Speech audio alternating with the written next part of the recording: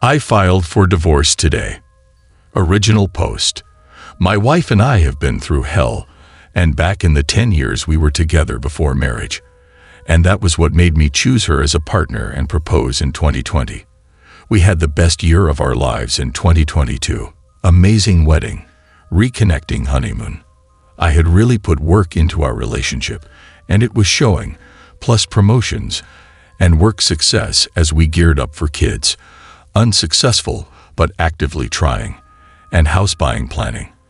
We were flying pretty high by the end of 2022, but apparently, for different reasons.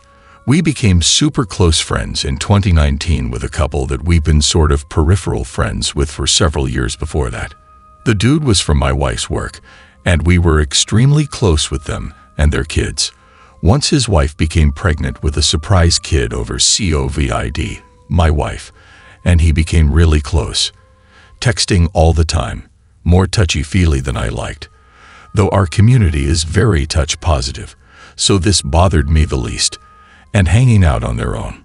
My wife was overly concerned with his well-being when we were on trips together, etc. To my knowledge, my wife has never had an affair, and we've been explicit in our monogamy over our 13 years together. I always trusted her, and we were doing so well. I walked in on them about to engage in intimate activities at a party after everyone else had gone to sleep. Everyone was sober at this point in the night, and she'd insisted we stay over. She left our spare room bed and planned to meet him downstairs. I kicked her out immediately and forced a 72-hour hold on communication because I was worried I'd do something terrible. A fair partner told the other betrayed spouse because I was going to tell her, but he beat me to it. And she did the same to him later that week. Found out from the other betrayed spouse that this has been going on for 1.5 years, long before we got married. Multiple instances of hooking up that made it clear this was way more than just friendship. That made a mistake. He's one of my closest friends, on top of it all. And apparently justify to his wife that since I had told him I was happy my wife had a close friendship, that it was implied consent for an affair. Insane. I am beyond devastated. It's been a couple of weeks now, and I'm all the things you guys have felt. I kicked her out. Weeks of drinking, crying, smashing our things, and lots of therapy. Very thankful I've curated a truly amazing community of friends for support. For what it's worth, she seems genuinely remorseful, took full responsibility for the damage/harm this has caused, didn't gaslight me, and has been honest with our friends. She hates herself for what she's done, but the fact that this went on for so long, and it's not like she admitted it. I had to be traumatized by catching them, makes me feel like it's crocodile tears. After endless soul-searching and feeling like I need to make a decision, I'm going to tell her I want a separation, and that she needs to move out for the foreseeable future. I don't see a way we get through this, but I know that she needs to face her own demons. And it's been hard to admit this has nothing to do with me or even us. She has work to do on herself, and I can't be here for it. Maybe one day something will rise from the ashes, but our relationship is destroyed. I don't see her as the partner anymore. 3 weeks ago, we were trying to have kids. Insanity. I don't know what I'm asking, still in shock, and can't really think about reconciliation. I'm so exhausted right now. I just feel like I need to protect what sanity I have left and focus on finding some moments of joy for myself. They did the deed, and more than once. She hasn't taken responsibility. Exactly. If she was truly remorseful, she would have full disclosure and stop with the lying. They've maintained an emotional and intimate relationship for a really long time, at least 1.5 years, while deceiving you, the other betrayed spouse, and the whole family. She also did a great acting job to make you feel like you've had the best year of your life and marriage, and a reconnecting honeymoon. At this point, no matter how much she acts to look remorseful, I'd urge you to still look at it with a critical eye. She has proven to you that she can lie to you successfully, with you being none the wiser. Considering the enormity of her betrayal, I really don't know how you can recover this marriage at this point. For all we know, OP, You were the side dude she had because her main dude was already taken. I honestly didn't ask her for details. I couldn't hear it, and it's just not important anyway. The base situation/facts are enough for a grand jury. Haha. Just said she took responsibility for the harm she's done, not necessarily for who she is. That made her that way. I would bet she doesn't have the EQ to face those demons, but I hope she does one day. She's remorseful she got caught, not that she cheated for 1.5 years. Kick her to the curb. She's done with. 100% agree. If she'd come to me at any of the many points, I think that would have helped a lot. But this insane double life from the person I trusted most. Now the apologies ring hollow. The double life thing, I so get that. My soon-to-be ex-husband did the same type of thing. Makes me still sick to think about. Best of luck to you, OP. First update. It's been a couple of weeks, and things have definitely made a turn for the worse. Wayward wife had been staying at friends/family for the prior 6 weeks. I made it clear she needs to move out in January when we last spoke, but I kindly stored her stuff in a spare room. She packed it up but left it there. We communicated a few times via text, strictly logistics only. I sent an email about a month back asking to plan out logistics of separation. Financial accounts, pets, furniture, who gets the house, etc. I expressed interest in amicability and just wanted to move on, heal, and process on my own.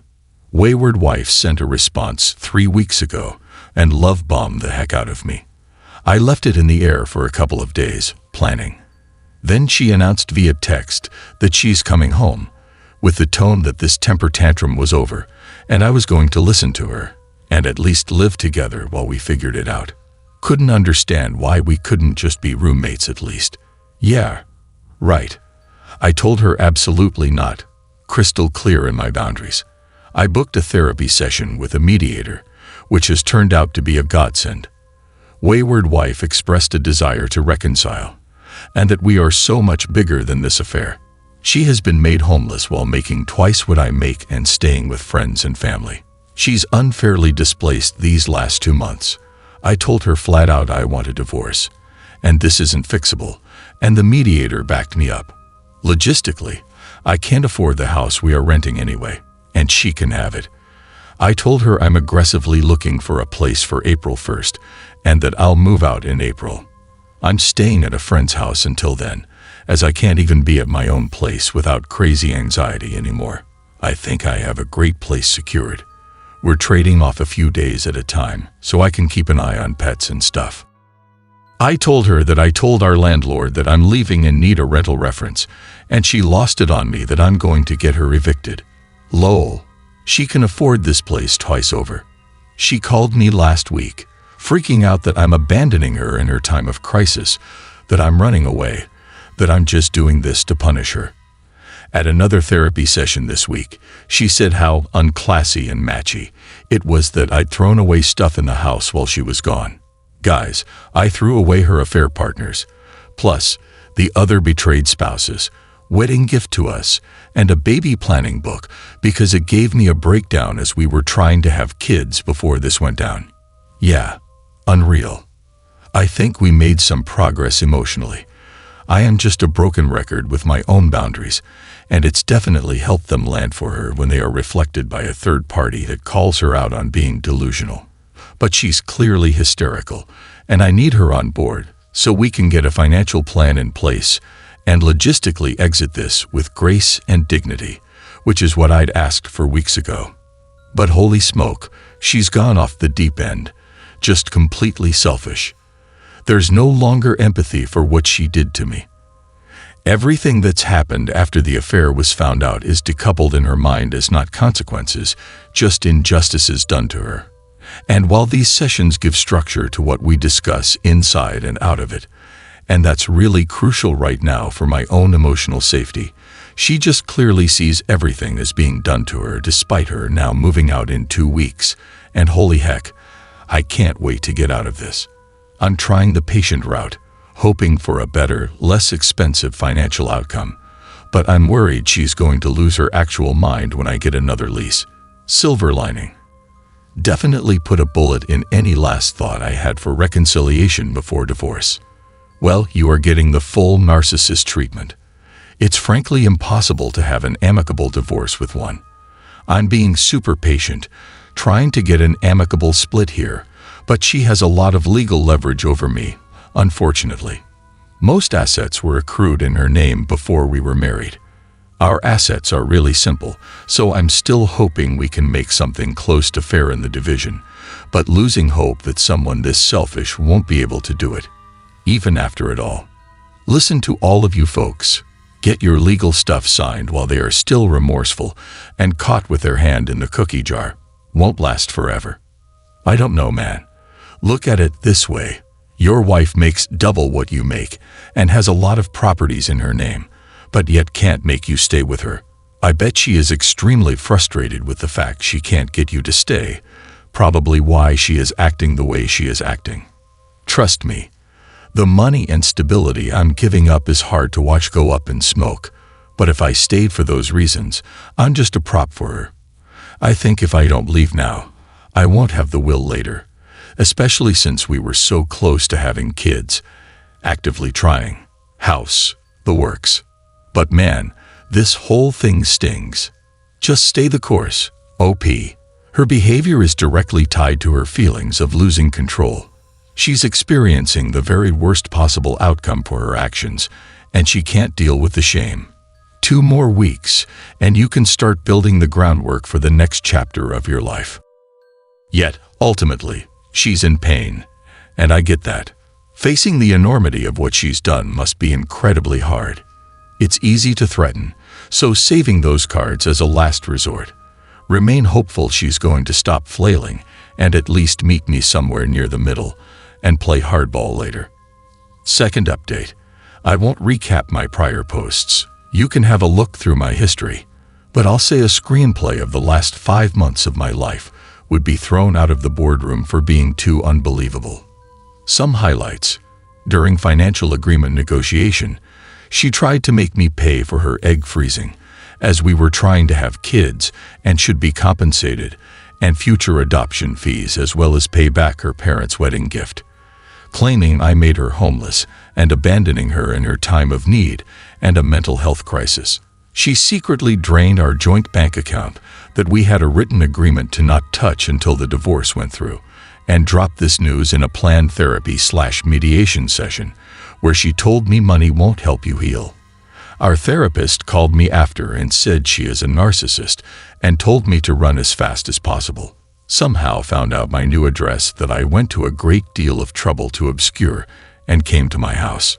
Refused to give me my pet back, demanded my prescription meds, and to get her others that she abuses because she's an addict as part of the division of assets. After blocking her, she spoofed phone numbers to call and harass me, has called me a coward for abandoning her and our future together, and still frames this as a mental health crisis for which she was entitled to help. Yeah, after writing that out, no wonder my therapist diagnosed me with PTSD. I blocked her on everything a few weeks ago, and my community has cut her out of their lives. She emails regularly still to ask if we can go back to therapy, desperate attempt to be amicable, damage control on losing friends and me. Sends blog posts on how infidelity isn't that bad, and with minor pet updates. She won't give me full pet custody. It's in her name on paper, unfortunately, but is actually mine, which is an obvious attempt at continued contact via a shared setup, pickups and drop-offs, and has broken my heart to face giving it up as I struggle with guilt versus duty to self to avoid contact with ex at any cost. Now me. I moved out 2.5 months ago. Some days and weeks go by, and I'm happy with my new life, and I manage to distract myself from the loneliness. I try to reframe it as peace and freedom. Sometimes it's still overwhelming, depressed, and in pain. Still, a sense of numbness and pointlessness of my life. I have a great therapist and a community of friends, hobbies, a healthy self-care routine, but it only does so much. The other betrayed spouse and I are really tight. We've been close friends for many years before this. She's incredible and honestly an example of strength I aspire to. Definitely a light in my life in more ways than one. But it's still really tough a lot of days. She filed for divorce too. Our 1-year wedding anniversary, together for 12 plus years, was a couple of weeks ago. And it's honestly been like D-Day flashbacks all over again. Very angry, depressed, consumed by the injustice of the life I worked so hard to build, and the partnership I relied on that I was so proud of being torn from my grasp. That she married me full well knowing I didn't consent to what she was doing. Grief at what I'd lost. I know I have a lot to offer. My life has potential, and I'm perfectly fine on my own. But that was never my choice. Many days I'm still reeling in pain. I work out hard regularly, lost some weight, get outside, see lots of friends, sleeping better, no solo drinking, on some medication that helps with anxiety.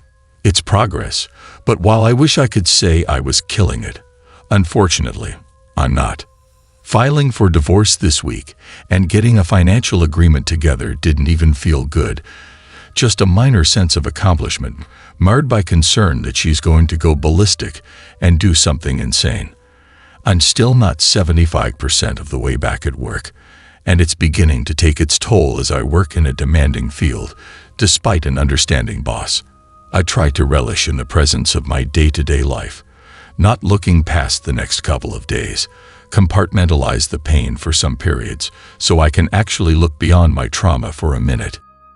But I'll be honest, I am unsure if I'm moving forward now out of momentum and habit or actual genuine desire for my life path and career. I'm emotionally exhausted, like a shadow that creeps at the corners of my vision and saps the zest for life I had before this happened. Obviously, this person is a narcissist. Clinical professionals have verified it, in fact, and I have no desire to get back together with her. I can't say I'm at me yet. It's more of an intense repulsion. Who knows? Hopefully, one day I'll get there, but I've been grieving the loss of something more ephemeral in a partnership, like a pillar or keystone that's been removed, that I'm having trouble naming but can sense its absence. Maybe it was belief or faith in myself and my path from someone I loved so deeply. It's more than just being alone, still feeling out these scars. I read success stories here, and while I know I'm incredibly lucky in many aspects of my life, I wish I was there today. Many have it harder than me. I hope I can, and will have self-compassion for myself for not being there yet is sometimes challenging, treating it like a season to be experienced that will be over one day. Good luck out there to those of you in the thick of it. Recovery is a long, winding road. Don't be so hard on yourself.